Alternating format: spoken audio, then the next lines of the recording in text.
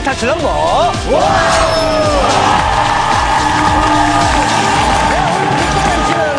개그맨 최효정 씨입니다.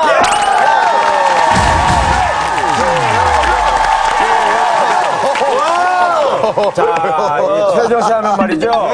작년 KBS 연예대상에서 우수상에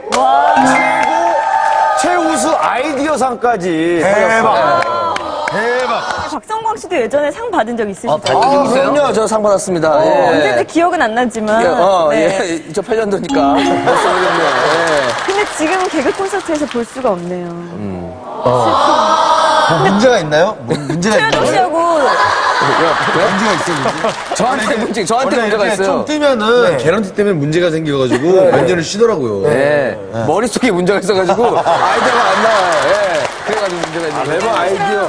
박성광 씨랑 동기시래요. 네. 동기입니다. 그러니까 저런 동기를 보면 어떤 생각이 드세요? 저런 동기. 어떤 동기? 싫은 동기야. 물건이에요. 저런 동기를 보면 조금 더 열심히 해야겠다.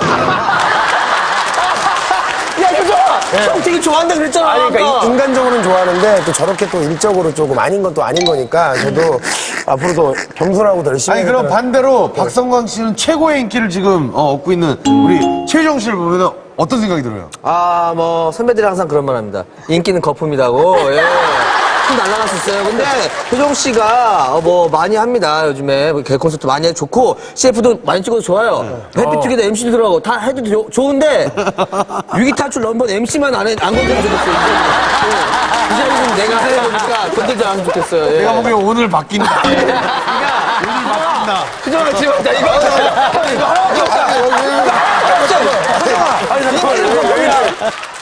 왜 자꾸 그러는지 나하고 얘기 좀 하자고.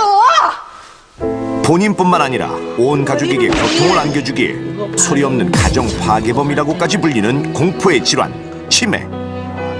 치매는 뇌세포가 파괴돼 기억력과 판단력에 장애를 일으키는 질환으로 노인성 알츠하이머 치매가 대표적입니다. 그런데 이처럼 노인들의 질환이라고만 여겼던 치매가 최근 젊은 층까지 위협하면서 이제 더 이상 노인들만의 문제가 아니라는 사실. 드라마에서 얼마 전에 그 젊은 사람이 치매 걸린 거 나왔잖아요. 그거 보니까 저도 그럴까봐 걱정되더라고요.